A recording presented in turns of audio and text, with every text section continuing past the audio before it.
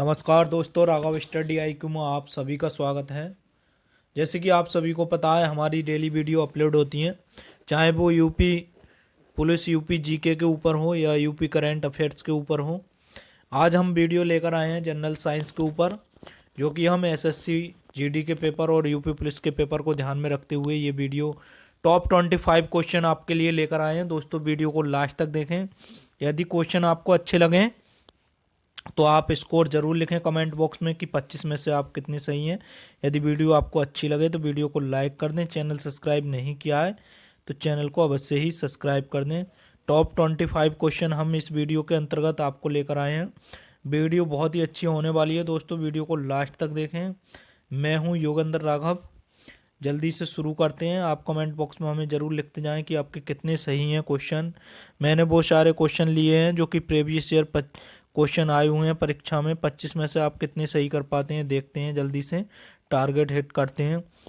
पहला क्वेश्चन है, मानव में डायफ्राम का प्रयोग निम्नलिखित में से किस क्रिया के लिए किया जाता है। तो डायफ्राम का जो प्रयोग होता है, फेफड़ों का जो डायफ्राम होता है उसका क्या कार्य होता है, यानी कि डायफ्राम का क्या कार्य होता है। पाचन, जनन, उत्सर्जन या श्वसन।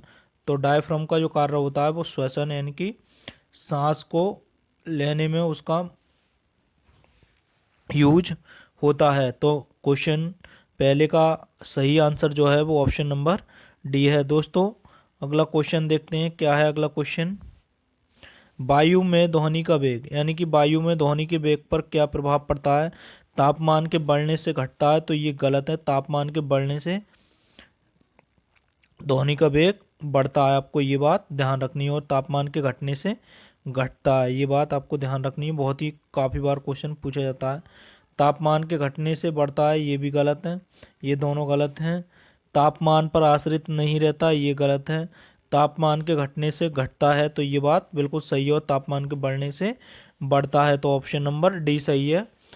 दोस्तों, बहुत ही अच्छे क्वेश्चन होने वाले हैं, वीडियो को अंत तक देखें और चैनल अभी सब्सक्राइब कर दें यदि आपने सब्सक्राइब नहीं किया है तो राघव स्टडी IQ को चैनल को सब्सक्राइब कर लें। अगला क्वेश्चन देखते हैं, निम्नलिखित में से कौन सी गैस उच्चतम ऊष्मीय मान रखती है, यानी कि कौन सी गैस की उच्चतम ऊष्मीय मान होता है, यानी कि गुप्त ऊष्मा सबसे अधिक किस गैस की होती है, तो आपको बताना है।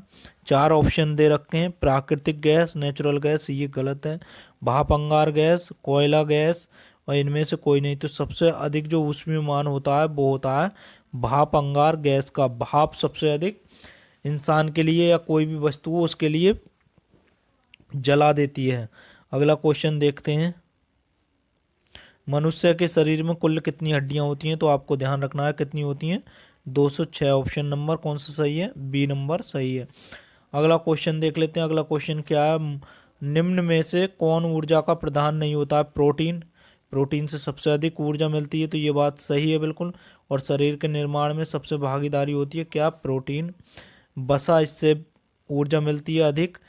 सबसे ज़्यादा कार्बोहाइड्रेट, इससे मिलती है कार्बोहाइड्रेट से। लेकिन विटामिन, विटामिन से क्या होती है, हमें ऊर्जा विटामिन से नहीं मिलती है।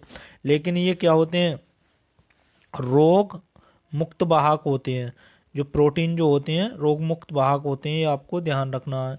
तो ऑप्शन नंबर बी सही है। अगला क्वेश्चन देख लेते हैं, पायरोमीटर से क्या मापा जाता है। तो पायरोमीटर से क्या मापा जाता है, आपको ध्यान रखना है। तो पायरोमीटर से जो मापा जाता है वो उच्च ताप के लिए मापते हैं। पायरोमीटर से उच्च टेम्परेचर वाले वस्तुओं के लिए काय से मापते हैं, पायरोमीटर से, आपको ध्यान रखना है। ऑप्शन नंबर सी सही है। अगला क्वेश्चन देख लेते हैं, क्वेश्चन नंबर 7 क्या है, कच्ची चीनी को रंगीन करने हेतु जिस चारकोल का प्रयोग किया जाता है वह है। तो रंगहीन, यानी कि उसको रंग हटाने के लिए, रंगहीन करने के लिए, रंगहीन है, ये रंगीन नहीं है, रंगहीन है। रंगहीन करने के लिए किसका प्रयोग करते हैं हम, कोयला, जस्ता, यूरिया। तो ये तीनों गलत हैं। एनिमल चारकोल का आपको ध्यान रखना है। ऑप्शन नंबर डी सही है। अगला क्वेश्चन देख लेते हैं, किस से टैप रिकॉर्डर का टैप लेपित रहता है। तो वो किससे रहता है, फेरोमैग्नेटिक चूर्ण से। आपको ध्यान रखना है, फेरोमैग्नेट के चूर्ण से। प्रकाश संश्लेषण एवं श्वसन दोनों के लिए आवश्यक है, सूर्य का प्रकाश, ऑक्सीजन, जल। तो साइटोक्रीम, ये बात सही है। ऑप्शन नंबर डी सही है, साइटोक्रीम। क्रीम। अगला क्वेश्चन देख लेते हैं, क्वेश्चन नंबर 10। पारितंत्र यानी कि इकोसिस्टम में ऊर्जा का स्रोत होता है, यानी कि इकोसिस्टम में ऊर्जा का मुख्य स्रोत क्या होता है? हरे पौधे, ये गलत। जल, ये गलत। लेकिन मुख्य पूछा है ना, ये भी होते हैं, लेकिन मुख्य स्रोत क्या होता है? वो होता है सौर ऊर्जा। आपको ध्यान रखना है। इकोसिस्टम यानी कि पारिवर्तिक तंत्र में ऊर्जा का मुख्य स्रोत क्या होता है? तो वो होता है सौर ऊर्जा। आपको ध्यान रखना है। लाल मिट्टी का रंग लाल होता है क्योंकि इसमें पाया जाता है। लाल मिट्टी का रंग लाल क्यों होता है? क्योंकि इसमें क्या पाया जाता है? तो आपको ध्यान रखना है, इसमें जो पाया जाता है वो लोहा पाया जाता है। ऑप्शन नंबर सी सही है। इसीलिए लाल मिट्टी का रंग लाल होता है, लोहे की वजह से। अगला क्वेश्चन देख लेते हैं, क्या है? निम्नलिखित में से किस विटामिन को टोकोफेरोल के नाम से जाना जाता है? तो कौन से विटामिन को हम टोकोफेरोल के नाम से जानते हैं? तो विटामिन ई के लिए। विटामिन ई के रासायनिक नाम क्या होता है? वो टोकोफेरोल। आपको ध्यान रखना है। और विटामिन सी का रासायनिक नाम जो होता है वो होता है एस्कॉर्बिक एसिड। आपको ध्यान रखना है, एस्कॉर्बिक एसिड। और विटामिन ए को तो आपको ही पता है, ए के लिए किस नाम से जाना जाता है? रेटिनॉल के नाम से जाना जाता है। और विटामिन बी के लिए थायमीन के नाम से। और विटामिन के लिए रासायनिक नाम क्या होता है? नेप्टोक्यूनिन। आपको ध्यान रखना है। और विटामिन B5 का क्या रासायनिक नाम होता है? तो आपको ध्यान रखना है, बायोटीन। ठीक है नहीं? अगला क्वेश्चन देख लेते हैं। निम्नलिखित में बेकिंग सोडा कौन सा है? बेकिंग पाउडर किसे बोलते हैं? Baking powder. आपको ध्यान रखना है, बेकिंग पाउडर। बेकिंग पाउडर जो होता है सोडियम कार्बोनेट, ये गलत है। बेकिंग पाउडर नहीं होता है ये, सोडियम बाई कार्बोनेट ये बेकिंग पाउडर होता है। आपको ध्यान रखना है, बेकिंग पाउडर यानी कि खाने का सोडा। अगला क्वेश्चन देख लेते हैं। हीलियम की खोज किसने की थी? तो हीलियम की खोज की थी लोकेयर ने। और ऑक्सीजन की खोज की थी सीले और फ्रिस्टेल ने। आपको ध्यान रखना है। और हीलियम की खोज वो उसकी काके में हाइड्रोजन की खोज किसने की थी? तो ये आपको कमेंट बॉक्स में बताना है कि हाइड्रोजन की खोज किसने की थी। तो हीलियम की खोज किसने की है? आपको ध्यान रखना है, लोकेयर ने। ऑप्शन नंबर बी सही है। अगला क्वेश्चन देख लेते हैं। क्वेश्चन नंबर 15 क्या है? सिंदूर का रासायनिक नाम क्या है? तो सिंदूर का रासायनिक नाम क्या है? Mercuric sulphate. Option number B सही है। अगला क्वेश्चन देख लेते हैं। विटामिन के का कार्य क्या होता है? विटामिन के का कार्य क्या होता है? नपुंसकता दूर करता है, ये गलत है। रक्त को थक्का जमाता है, ये बात सही है बिल्कुल, रक्त के थक्का जमाने में मदद करता है। श्वसन को संचालित करता है, ये गलत है। पेलाग्र, ये गलत है। तो ऑप्शन नंबर बी सही है। आपको ध्यान रखना है। अगला क्वेश्चन देख लेते हैं।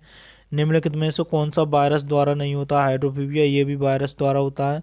मेनिंजाइटिस, ये भी वायरस द्वारा होता है। हर्पिज, ये भी वायरस द्वारा होता है। एथलीट फूड, ये वायरस द्वारा नहीं होता है बल्कि फंगिल द्वारा होता है। आपको ध्यान रखना है। अगला क्वेश्चन देख लेते हैं। अगला क्वेश्चन क्या है? विटामिन B1 की कमी से कौन सा रोग होता है?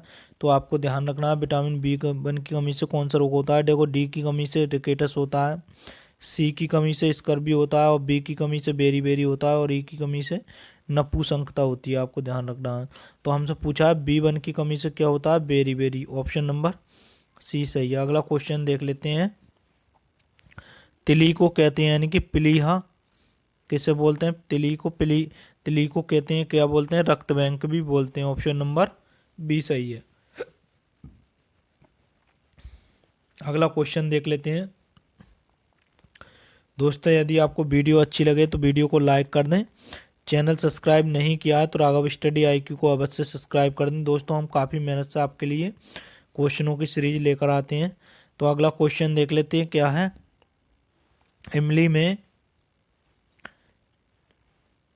इमली में कौन सा अम्ल पाया जाता है? तो इमली में कौन सा अम्ल पाया जाता है?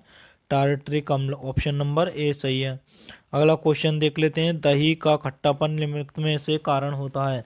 साइट्रिक एसिड, ये गलत है। एसिटिक एसिड, ये गलत है। Lactic acid. Option number C सही है। लैक्टिक एसिड के कारण दही का खट्टापन होता है। मेथेन गैस उत्पादन करने वाला क्षेत्र है गेहूं का क्षेत्र, ये गलत है। धान का क्षेत्र, ये बिल्कुल सही है। कपास का खेत, ये गलत है। मूंगफली का खेत, ये सही है। तो धान के खेत से क्या हुआ? मेथेन गैस उत्सर्जित होती है। अगला क्वेश्चन देख लेते हैं, क्या है अगला क्वेश्चन? Question number 23।